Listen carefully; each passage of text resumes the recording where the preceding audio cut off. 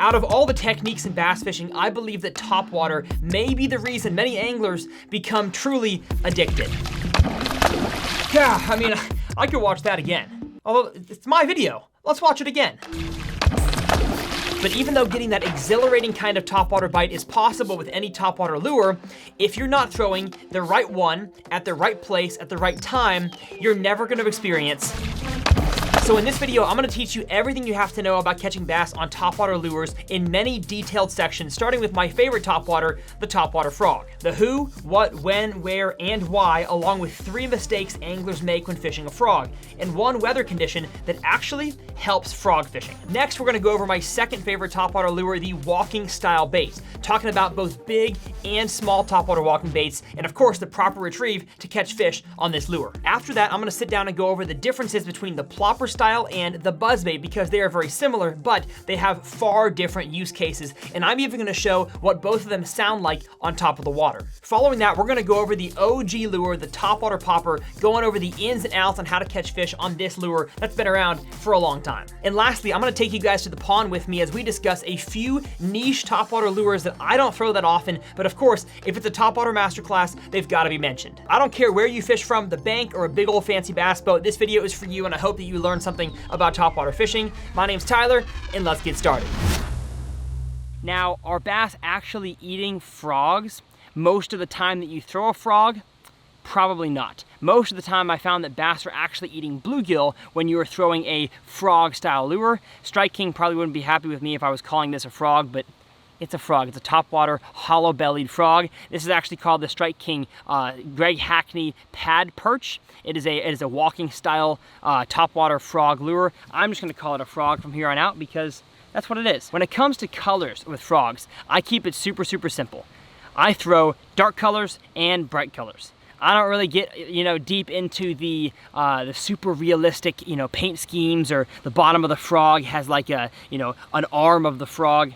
I don't really get into that. I don't think the fish care either. Maybe underhanging trees underneath docks, I like to throw a dark frog. So a black, a brown, any kind of dark bottom of the frog color, because those fish are gonna be keying in on not necessarily the color itself, but the silhouette and the shadow that it throws. And a dark frog just does that best in dark conditions. And then if it's bright sunny, I like to throw natural colors or white colors. So I'll throw an all white frog. This here is one of my favorite colors. It is, I believe, the crappie color of the pad perch.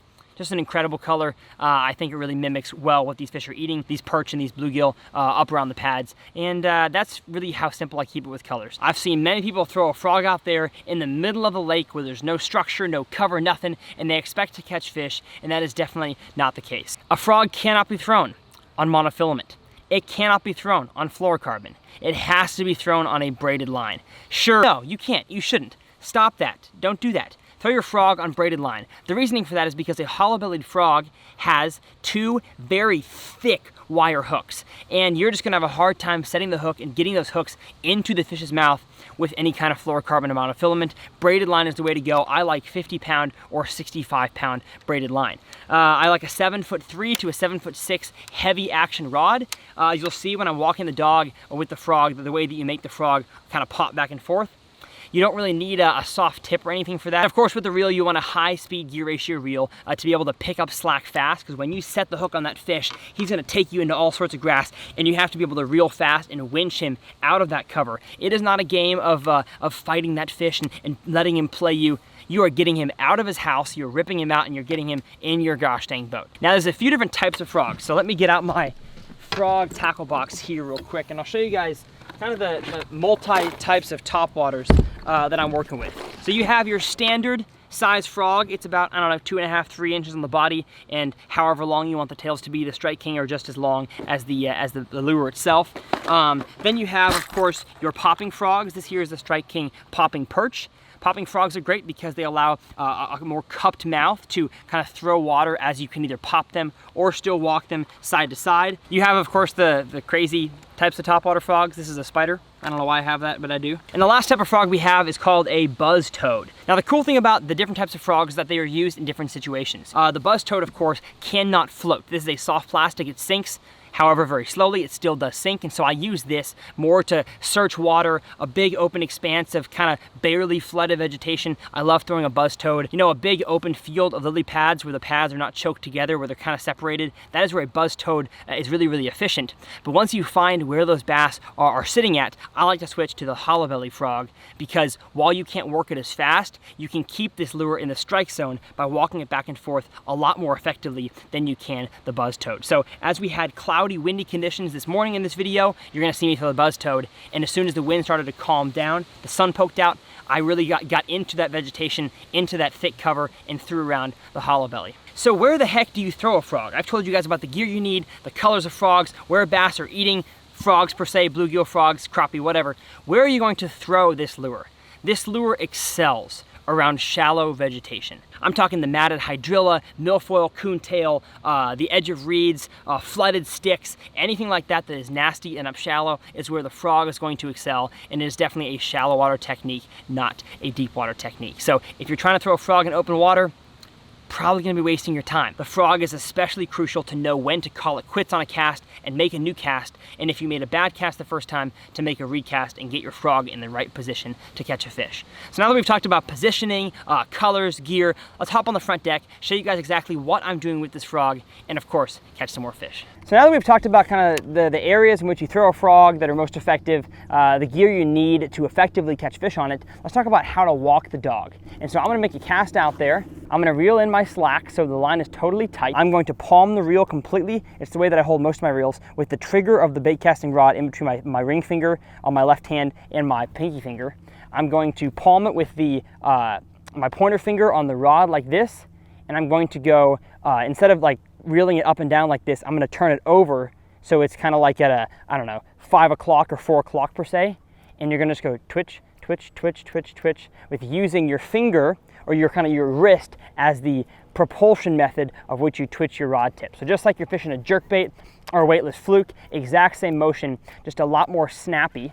And you'll see what I'm doing is that I'm actually constantly reeling in my frog as I'm walking it. So reel in the slack, I'm gonna do a twitch reel, twitch reel, twitch reel, twitch reel. It's kind of like a constant motion. You have to get used to it. It's definitely not something that any angler is born with, but as soon as you learn it, no matter what position you're in, backwards, forwards, even working it backwards like this, being able to twitch and reel at the same time, it's kind of like a stuttered reel, is the only way to effectively work a frog. The part about frog fishing is that you want to keep your line basically tight, but just a tiny bit loose. So in order to walk the frog, you're not pulling from tight line to the frog and pulling it, because the frog is just kind of gonna porpoise like this if you do that. What you have to do is you have to keep the line relatively tight, and you are twitching about a foot or a foot and a half of slack in your line, and at the very end of your twitch is when you hit the frog, and that makes the frog move. So it's really important that you're not twitching. It's like if I twitch the end of the rod, boom, the frog is literally just porpoising up and down. You want to make sure that your line is almost tight, just a tiny bit of slack in there to be able to just twitch the slack. And like I said, it takes time to understand this, but once you do, you're gonna have some of the most fun days you've ever had. Now when it comes to setting the hook, this is the biggest issue that people have with a frog, is that you don't wait long enough. Hook set is going to be very, very high as long as you get the bite, give them a second, and then set the hook. Most people are so excited, and of course they don't even have enough slack in their line because they're just porpoising their frog, that they get a bite, they set the hook, and they rip it out of the mouth and they lose the fish, and they complain, oh, frog fishing's hard, the hook set ratio is bad, or hookup ratio, they don't throw it. Well, if you learn to give the fish a second to return down to the bottom with it, they'll turn their face from eating the frog like this, where it's easy to pull the frog out, to when their mouth's pointed down, swimming down with it, it's a lot easier to get the hook into their mouth. So it's just a physics thing. You need to wait for that fish to turn its head and go back down to the bottom before you set the hook, even though it's hard. Even though a frog bite is exhilarating and awesome, you have to give them a second before you set the hook. There's one. There's one. Get out of there. Get out of there. Ugh. What do I got? Oh, it's a big bass. It's a nice bass. It's a nice one. Yes. Let's go. Oh, that's what I'm talking about. Look at that big old chungus right there. Ate the pad perch in the mouth. Easy peasy. Ugh, and he was not coming off at all. Like that hook got him, you already seen the GoPro here. That hook got him in the nostril. Got it. Thank you, buddy. Ah, that's a heck of a fish right there. Only a 3-pounder, but that thing is fat. That's awesome. So mistake number 1 is more of a thematic mistake, and that is that you've got to understand how weather affects your bodies of water. Understanding seasons and your bodies of water is the building blocks, the framework of how to become a better and more efficient bass angler. Because if you don't know how the weather affects your bodies of water at certain times of the year, you're going to be entering your fishing days much less prepared than you could be. So some examples of this: if it's a warm day in the winter, it's still the winter, so the fish are probably not gonna hit topwater. If the wind is blowing 35 miles an hour, throwing a lure with not much sound, not much vibration, is probably not gonna catch you many fish because the fish need to hear it. They need to sense those lures. And if it's the springtime and the bass are, for the most part, going to be shallow, you're not gonna catch many on a deep diving crankbait. That's just how the seasons affect bass fishing. And so not understanding that is going to hinder you dramatically, especially when it comes to catching more on the topwater frog. Now, staying in the same vein of weather, let's go on the water and discuss how sunny days versus cloudy days affect where and when you should throw a frog.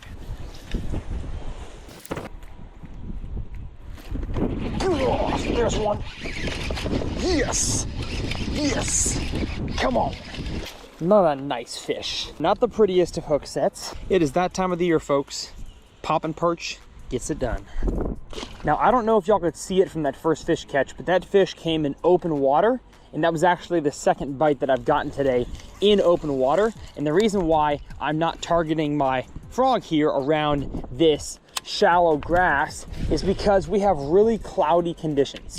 And when it's cloudy, fish, of course, love to eat topwater, both when it's cloudy and sunny. But when you have those clouds, it disperses those fish. They usually, in most scenarios, especially in the post-spawn summer, fall, they will roam and they will feed kind of on more flat areas and not necessarily need that edge of that grass or those lily pads for cover and protection. Remember, bass have no eyelids, so if you have high sun, hot conditions, the bass need to hide underneath something or go into deeper water. So when it is cloudy, that's oftentimes when I'll pick up the buzzbait, the whopper plopper, the walking bait. But because it's still springtime and the fish, while they may be aggressive, are not always chasers, they kind of want something presented in front of their face, that's when I throw the topwater frog, even in open water. So yeah, the way that I'm working it, I could throw a topwater walking bait, but it'd be a whole lot less versatile. Let's say that I see a nice little pocket in the grass that I want to throw. I can't just whip the walking bait with treble hooks over there because that wouldn't be effective and I'd get my lure stuck. So like right there, look at that. Beautiful little pocket. Will there be any bass in it? I don't know, probably not. But what if there was and I wouldn't have had that opportunity with a different topwater? Frog is just incredibly versatile. Like I said, the frog can be worked slowly, but still erratic enough to trigger a bite. Jordan skipped his frog back there, and instead of reeling it directly back out to him, as I see a lot of people do with the frog, he walked it back and forth about 4 or 5 times within about a 6-inch horizontal space, and that triggered a fish that maybe wouldn't have been able to find that frog quickly enough if he had hopped it or popped it back to his boat too quickly. And that is an awesome design feature of the frog, that it can be walked side to side within a very short distance many times to trigger a fish into biting. And the mistake here is that so many people hop their frogs back to the boat, and yes, you can catch fish doing that, especially unpressured fish, maybe open water fish over a large expanse of grass. But if you are in any kind of open water situation, even if you're in a grassy area like you're gonna see on the screen here with a hole in the grass, you can hop it over that grass, and then as soon as you hit that hole, then walk the frog, because oftentimes that's when you can trigger a fish that's looking up that hole, getting ready to feed on whatever falls down it. There are so many times that I would not catch fish on a frog if I hadn't learned the walking technique. So learn the full capabilities of what the frog can do, and walking the dog is an integral part of topwater frog fishing. And lastly, I think I've said this already, but the most important thing with a frog is to make long casts over productive waters. See this catch here on the screen as an example. I am not casting my frog in this clip over open water into the middle of the pond. I'm casting it relatively parallel over the longest stretch of productive water. From about 2 to 6 feet of water is the entirety of that cast. There's one. There's a giant. The fish in this pond today were not along the bank like they were on the cypress tree pond I showed earlier in this video. They were spawning and protecting fry outside of the bank line where there's a nice collection of sand and grass. That's where those fish were. They were not along the bank. So I wouldn't make a cast along the bank because that's not where the fish were. You want to be in productive water. I can't stress this enough. That's what you're talking about right there, boys and girls. Absolutely gorgeous fish right there. We'll let her go. Oh, well, you gonna go by yourself? There you go. I don't mind getting my feet a little wet for that kind of fish. Yes! Bass are extra spooky during the spawn, extra aggressive during the post-spawn, and extra hungry during the summer, and long casts can aid in your success during all of those seasons when it comes to throwing a topwater frog. Unless you are target casting like Jordan Lee was, but I think that is a very small percentage of angling situations. Most of the time you're casting over relatively open water or a big grassy area. So rain kind of acts as a factory reset per se.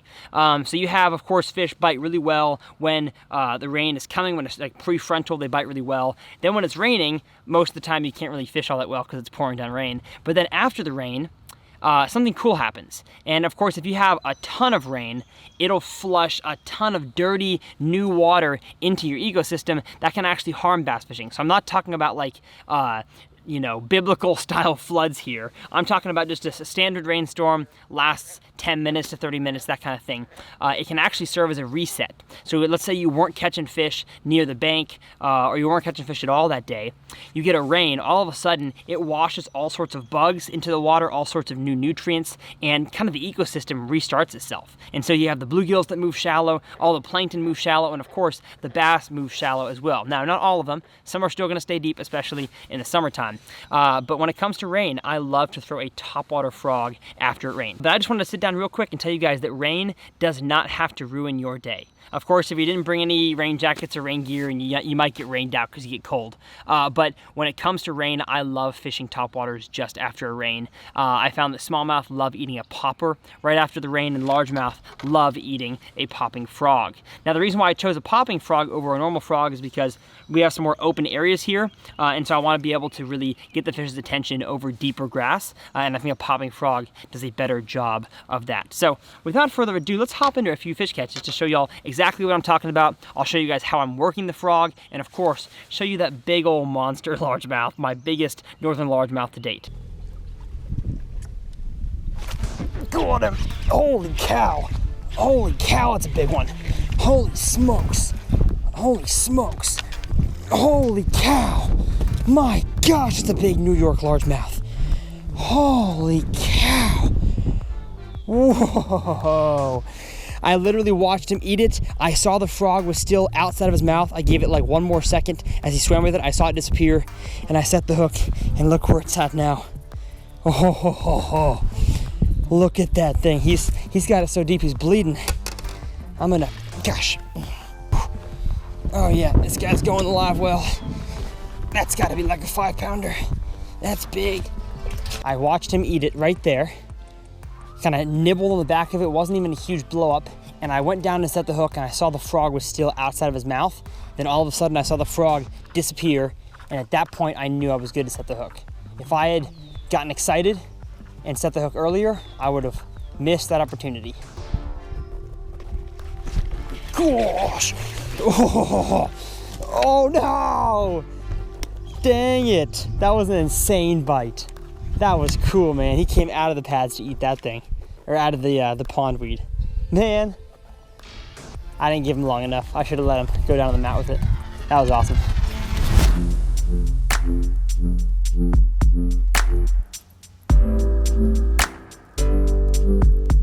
Now, while a lot of these topwaters before imitate a whole list of things, it could imitate bluegill, it could imitate a frog, it could imitate a rat, lots of things that the buzzbait, the buzz toad, even the plopper can imitate. There's really only one thing that a walking bait can imitate, and that is some form of bait fish or shad.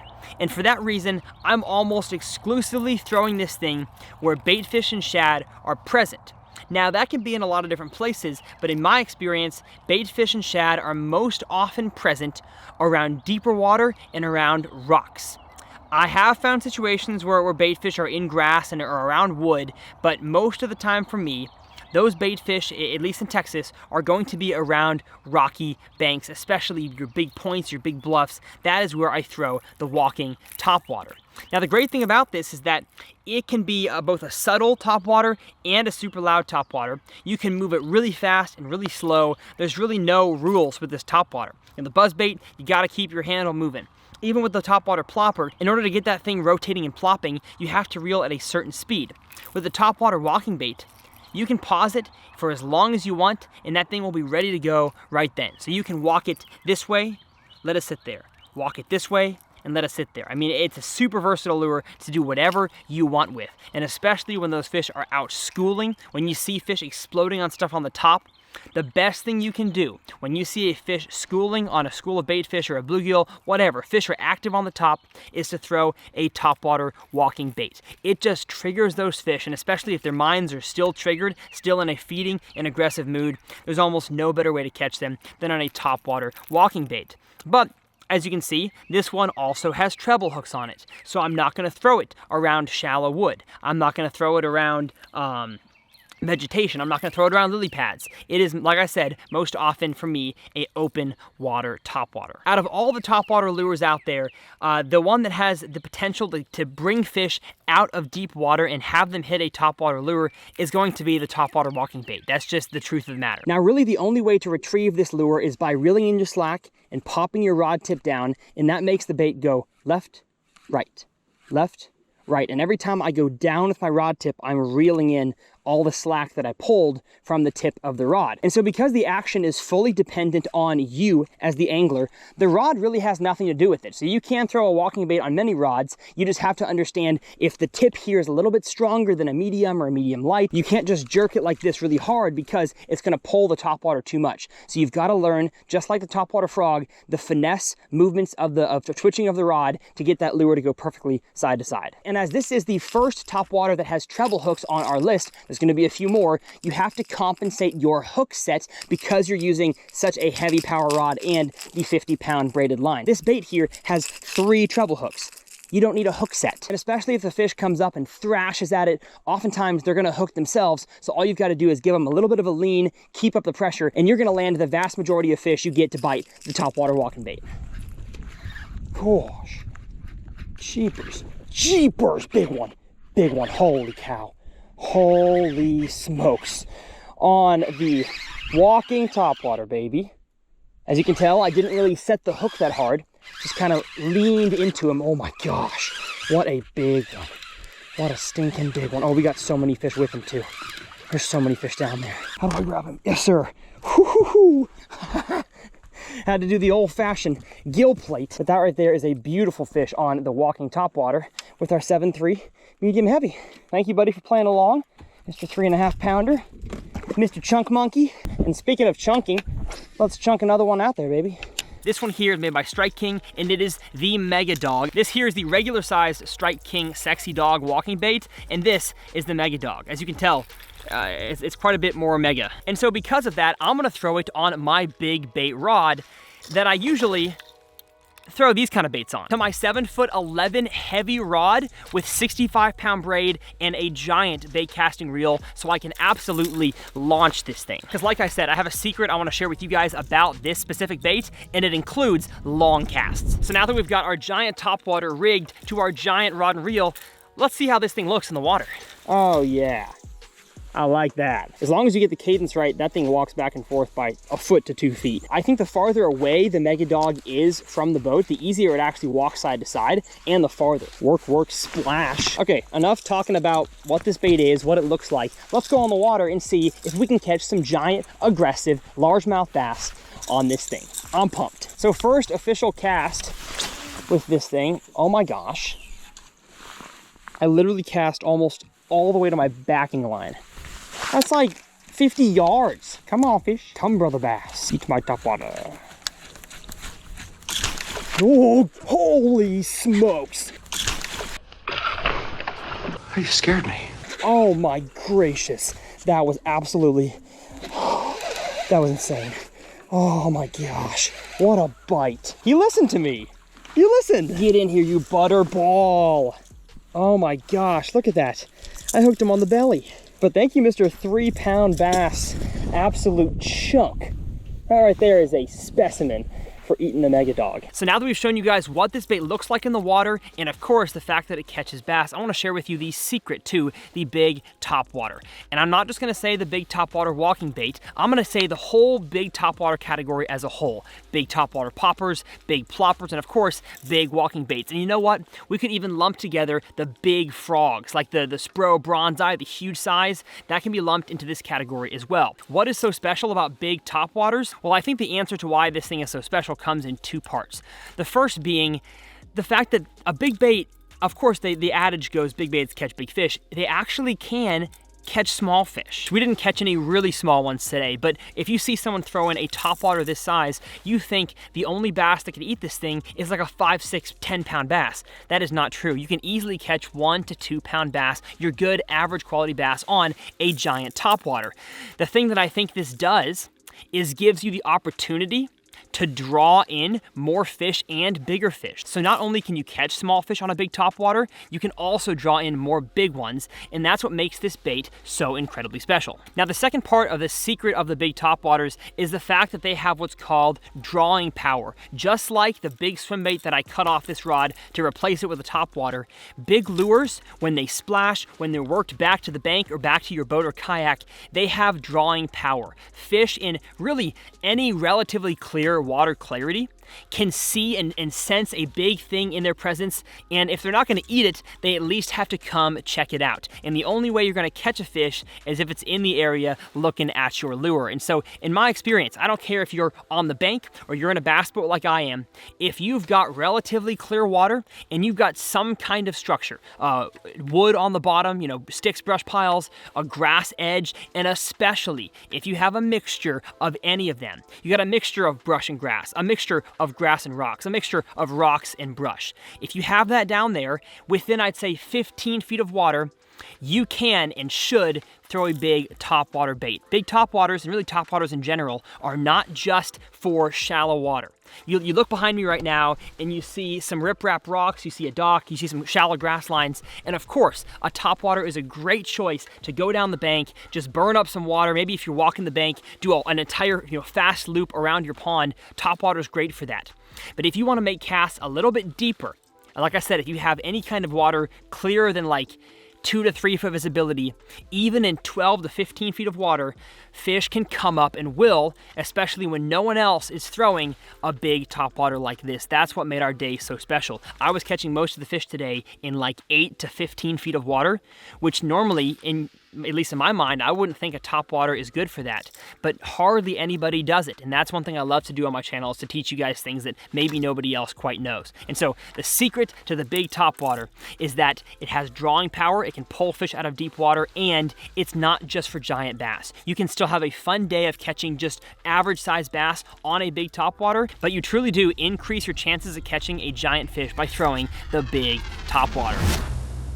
The first similarity is that they have to be retrieved fast in order for the baits to work as they were intended. So you can't slow crawl these things, whether a bait caster or a spinning reel, and expect them to have any kind of noise or action. They need to be pulled across the surface of the water in order to create a vibration to throw water and thus make the noises, the buzz or the plop, as they are intended. And so due to the fact that they have to be retrieved fast, you can cover, and matter of fact, you kind of have to cover a ton of water when using these lures. Now, what covering water means, if you're new to bass fishing, is just making a ton of casts over a large surface area, whether you are walking quickly around the banks of your pond, or you're on the trolling motor or paddling your kayak on high, going down the bank. That's what covering water means. The term covering water in bass fishing cannot happen slow. It is a fast moving technique. Now, of course, you can use either one of these for target casting situations, whether you're casting to a lay down log or a grass line or or throwing it in and around dock pilings, but for the most part, that is more of a popper or a frog's territory. I tend to throw these more in relatively open water situations, maybe some structure in grass and wood mixed around. And also if you have a little bit of ripple from the wind on the water, we're gonna talk about wind later on in this video, these two really excel. But for the most part for me, target casting is going to be a frog and a popper. Open water, cover in water is gonna be these two. Now, while they do share one common goal, one main similarity, there's quite a few differences. Some that are obvious and some that are not so obvious, and I'm gonna tell you guys all about them. The first obvious difference is that one has treble hooks and one does not. The Buzzbait not having treble hooks is relatively weedless, especially with the hook and trailer hook, if you so desire, facing towards the sky.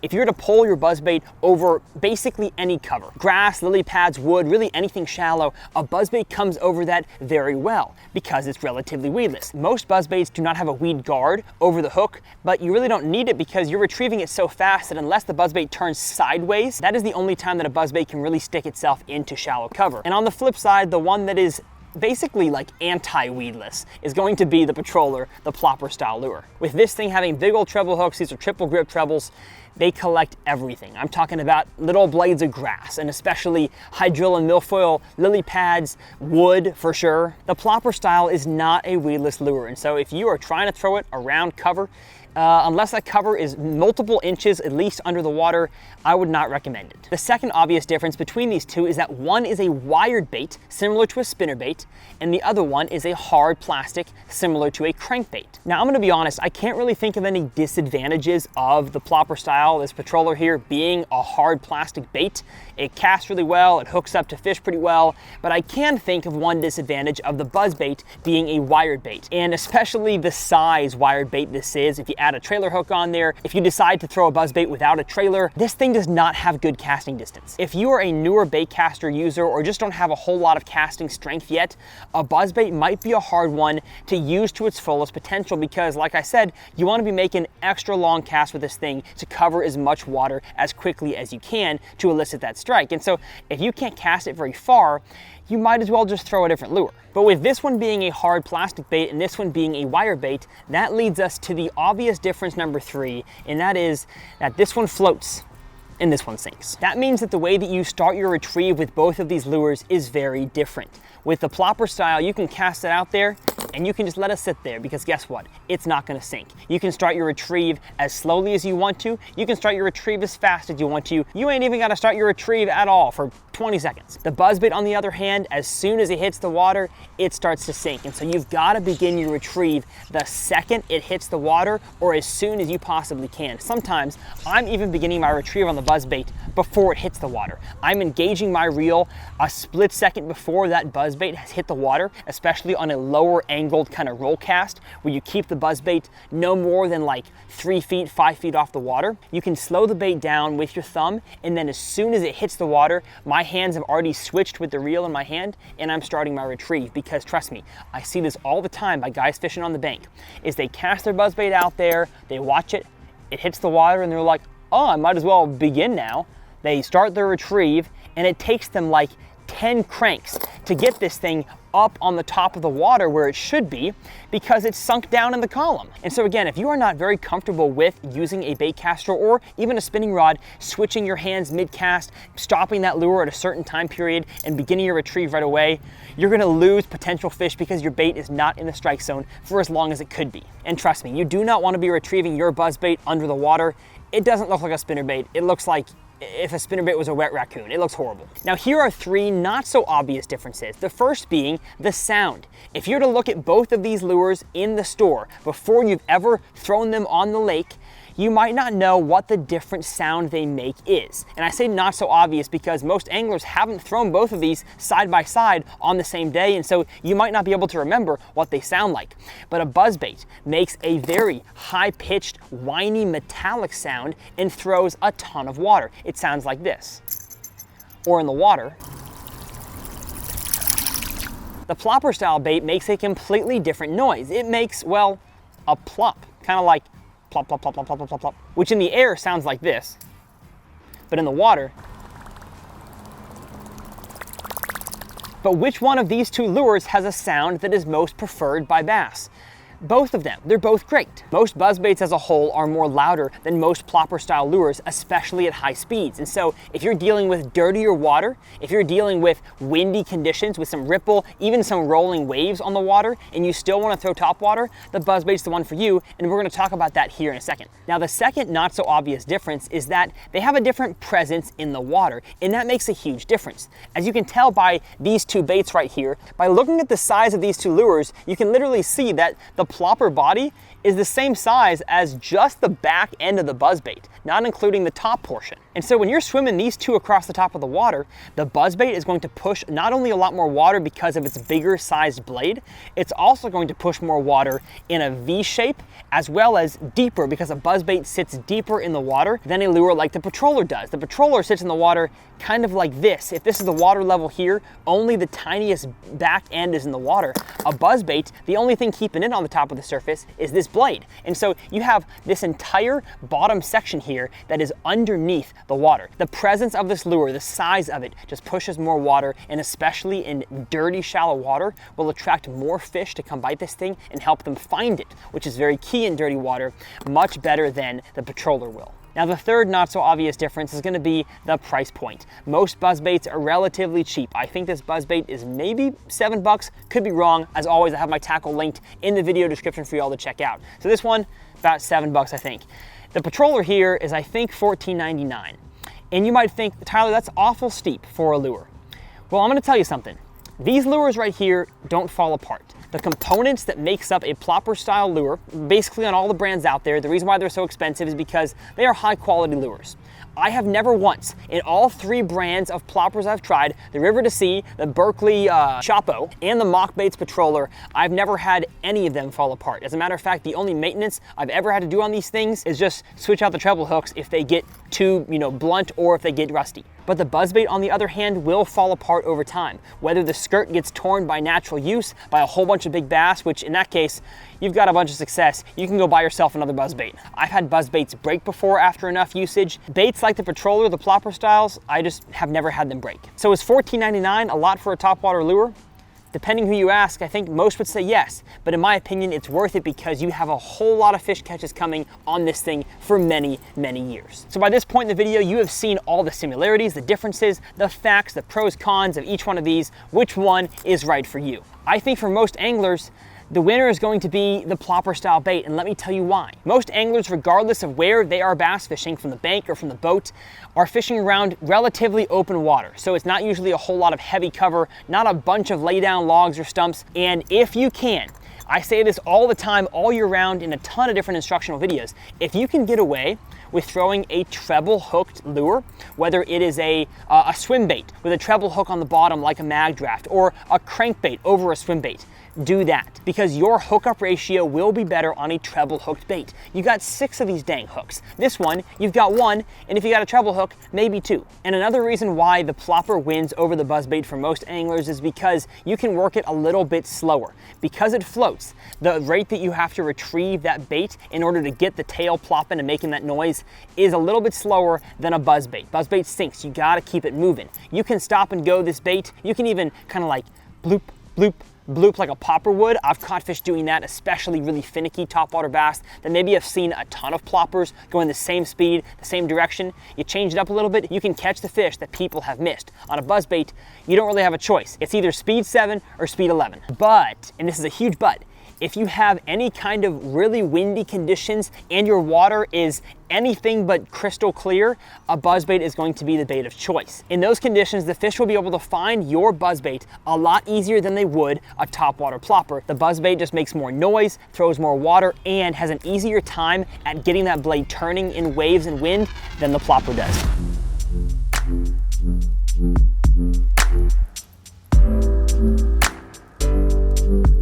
The plopper, as the name suggests, makes a pop sound as it gets dragged across the top of the water. And the reasoning for that is because of the cupped mouth on the front of this popper here. This is the KVD, I believe it's the HC 1.5 popper. I'll have the exact name. Of course, all the tackle will be linked in the video description. The popper, of course, because of the concave front of it, it causes kind of a spurt of water and a popping noise as it gets dragged across the top of the water. But in order for this lure to be successful and effective, you can't straight reel this thing back in. It does nothing for this lure. At that point, you're just reeling a dead weight across the top of the water. Not saying you can't catch fish doing it, but I'm just saying it's not the way the lure was designed to be fished. The way that it was designed to be fished is just like a jerkbait. A jerk, pause. Jerk, jerk, pause. Jerk, pause. And eventually those fish will come up and eat this thing. And for that case, this is not a speed topwater. The popper is not a lure that you use to cover water. If you're trying to find areas that have tons of fish and they're feeding on topwater, let's say you're trying to cover a bank and find fish that are feeding on bait fish, the popper is just not the proper lure for that. The popper is the proper lure to throw when you're fishing around a target situation, and those bass are in a kind of a more finesse situation. So if you're throwing the plopper or the buzzbait or the buzz toad past this area and you're not getting any bites, it doesn't mean the fish are not in a topwater eating mood. It just might mean that you're fishing a little bit too fast, especially during the spawn and the post spawn when those bass are getting ready to lay their eggs. They're laying their eggs and they're protecting their newly hatched fry. The popper is my favorite topwater to go for in that situation. But like you're gonna see with the rest of the ones we've talked about for the last 3 or 4, it has treble hooks. So once again, this is a slightly more open water topwater for me. I'm not gonna throw this around vegetation. I'm not gonna throw it around super sticky bushes and lay down logs. I'm gonna throw it near them, but I'm not gonna throw it on them. And if you're thinking about, you know what, when am I gonna throw a popper versus a popping frog? Or when am I gonna throw a popper versus a plopper? In my mind, I wanna go with what is the best hookup ratio. And so when I'm comparing the popper and the popping frog, I think that 2 treble hooks is a lot easier to hook fish on than non-exposed frog hooks. And same thing goes with the Texas rig on the buzz toad. If they're eating both of these, but I can afford to slow down and fish this one, I'm almost always going to choose that. If you're gonna be walking something in the open water where you're not gonna snag anything, you might as well have treble hooks. So that is why I choose a popper in situations where bass are shallow, they wanna feed on topwater, but they're just not quite in a chasing mood. You can leave this thing sitting there just as long as you leave a jerkbait sitting in the water, and it definitely can trigger some of those bigger, shallow bass to bite. I do not throw a popper to bring fish out of deeper water. It just doesn't have the loudness factor to it or the splash factor. It's just a little pop as it goes across the top of the water. I still love it, it's still effective. Like I said, it just has a very niche application for me. I caught my personal best on a popper a long time ago. Oh, no way. I let my popper sit out there. Okay, this is a teaching moment. Oh, and it's a smallmouth, so cool. What I was about to talk about is the fact that the popper is a finessier, if that's a word, which means it has to be fished in relatively calm to totally calm water, or else the fish probably can't find it, and the little popping nose won't do its job. And not to say that other topwaters couldn't have caught that fish just now, but I made my cast before I started talking, probably was just slowly drifting it, and got the bite without even looking. That's how clutch the popper can be in these situations. But something else about the popper is that the hooks on them are usually a lot smaller wire, thinner diameter. And so the 50-pound braid and the 7.3 medium heavy, it's definitely the heaviest you should go safely on a topwater popper. And I know on the topwater frog and the walking bait, you can kind of give them a little bit of the business, especially the frog, give them all the business. But on the popper, it is the lightest hook set out of all the topwater categories, and especially on 50-pound braid. Again, the casting is going to be fine, the retrieving is going to be fine, but setting the hook, it's going to be a little bit easy to bend the hooks out. So the hook set barely takes any strength at all. Let me show you. Oh gosh, I've got one. I've got one.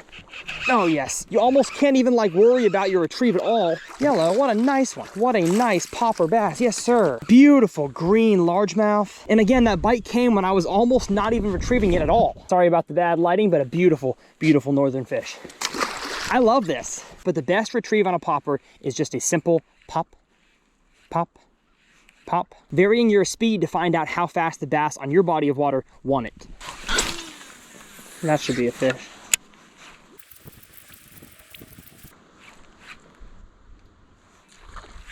Oh my goodness. Oh my gosh. I was about to go pop it again and I thought, you know what? This area looks way too juicy. I'm just gonna let it sit there. And then letting it sit there, got myself a beautiful one. Oh, you got me stuck in some grass. Get me, come on, come on. There you go. There you go. There you go. Get up, chunky monkey. And all this stuff right here, all this is cabbage. That's what I've been fishing the popper around, making very precise casts to make sure that the popper doesn't get stuck during the retrieve in the grass. But of course, when a fish bites it, he does whatever he wants. Now, like I said, there's one more category of topwater lures that I need to discuss before we finish this masterclass, and it's not really a category that I throw a whole lot of, but they definitely have their place in every angler's tackle box and can be a whole lot of fun to catch fish on, and that's what I call the slow crawling category. Now, what you just saw was two main lures. You have the wake baits and you have the actual crawler style bait. So first I'm going to talk about wake baits. I'm going to kind of back up and say, what even is a wake bait? And it looks like a crankbait. How is that a topwater? Well, I'm fitting it into the topwater category because when you pop a topwater popper, it kind of goes under the water a little bit, and so it basically does the exact same thing in the water column wise as a wake bait, which depending on the one you get, only dives maybe 2 to 6 inches deep, which to me is still on top of the water column. And out of all the topwater types, this thing is the most finesse. Now, it does have a rattle inside of it, but many topwater wake baits have no rattles. They are totally silent. And the big thing about these baits is that they can be retrieved extra slow. As the name wake implies, they cause a big wake behind the lure. And so if you're fishing in especially clear water, shallow water with grass, the same place you might throw a soft plastic glide bait swim bait, you can throw a topwater wake bait. Now, why would you choose a wake bait over a plopper style or a popper or a topwater walking bait?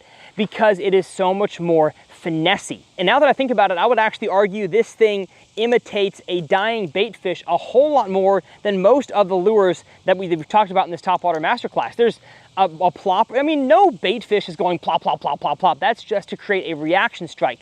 But when it comes to a wake bait, that looks just like, and I've seen it many, many times now that I think about it, I've seen a bait fish kind of like meandering along the top of the water, causing a little wake because that bait fish is not doing too hot, and a bass comes and eats that eventually. And so that's what I think a wake bait truly represents. The best colors, in my opinion, are going to be shad-based variations. When it comes to combos on a wake bait, I'm going to go with any medium to medium heavy rod. They're usually not too light that you need a spinning rod, so a bait caster works fine.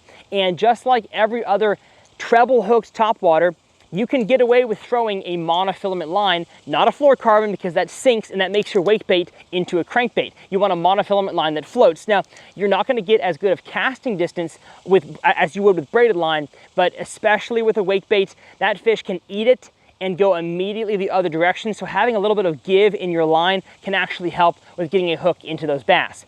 And so staying in the category of treble hook topwaters, you've got the crawler style category. This here is the John John's crawler in my custom shad color. We're going to drop this at some point as long as I catch some fish on this thing here in the near future, but it is an awesome bait. You cast it out there, you let it right itself, and you just slow crank it back in, and it goes crawl, crawl, crawl, crawl, crawl, crawl. I almost liken it to a mixture between a wake bait and a buzzbait because it's definitely louder than a wake bait is. Not quite as loud as a buzzbait, not even close. But even a crawler of this size right here, which is a very, very small one for the category, can elicit some absolutely giant strikes from bass all across the country, especially if you've got lay down logs underneath the water, you've got a grass edge underneath the water, going along the side of lily pads. A crawler style is a fantastic lure for this category. Now, the number one crawler lure that at least pops into my mind when I think about lures that kind of got this category to the limelight is I think it's the Jackal Pompadour. I don't know who makes it. Whatever company makes the Pompadour, that is the first crawler that I thought I had experience with until I was scripting this video. And I realized, I guess the first crawler I ever fished was the jitterbug. Now, you can make the argument that the jitterbug is actually more like a wake bait and a popper than it is a crawler, but if you were to slow them both down and you were to actually make a crawler the same size as a jitterbug, I lost my jitterbug somewhere. They have almost the identical sound and the identical action in the water, and that is to kind of hop back and forth, creating kind of a blub, blub, blub, blub, blub noise and having a wake trail behind them. So if you fish a jitterbug, guess what? In my mind, you have fished a crawler style, crawler imitation sort of topwater. And just like a wake bait, you can catch them on a monofilament or a resin line on this lure right here. Of course, depending on the size hook, I might upsize your line. So I throw this here on like 20-pound monofilament, if not braided line like I usually do on all topwaters. But it is so, so crucial with how hard fish hit this thing and head the other direction to not swing hard into them. So a medium heavy rod is actually better than a heavy power rod. Even though I throw a lot of my topwaters on heavy, I throw a medium heavy or less on this lure right here, the crawler style or the wakebait style, because I want to make sure, unlike a popper, a plopper style of buzzbait, where I can kind of stop my retrieve and let the fish eat it before I set the hook, at least with some self-control. This lure right here, I have a lot more trouble having self-control with this style of lure, so I throw it on at least a monofilament leader. Are you gonna see it all the time? No, I get forgetful, I get lazy, but if you want a monofilament topwater combo, you can definitely throw several different treble hook styles on that combo. If you wanna check out the jitterbug, the wakebait I talked about, and John's custom crawler in my color, I don't know if we're selling it yet, but maybe this is a good time to launch it. Matter of fact, if you buy one and you tell him you want Tyler's color here, it is a shad variation, he'll make you one. And I will have all of these down in the video description. Whew. Well, my goodness, folks, what a stinking video. Hopefully you enjoyed and learned something about topwater fishing. If this is your first year trying out the topwater, or maybe you've tried it in the past and didn't find success, I hope this video can propel you to success in the future, because as we talked about in the beginning, those explosive topwater strikes really only come on topwater lures, and I want you guys to experience what I have as I traveled across the country catching bass, because topwater lures are a ton of fun to throw. Now, if you've stuck around all the way to the end, obviously you are into bass fishing, and if you want to watch my jig Masterclass and Texas Rig Masterclass videos, which I think you'll like, they'll be up here in the corners. My name's Tyler. As always, it's a pleasure to have you guys along the channel with us. All the tackle I talked about in all these sections is listed down in the video description. Make sure you shop using those links, and we'll see you guys next time right here on TRF.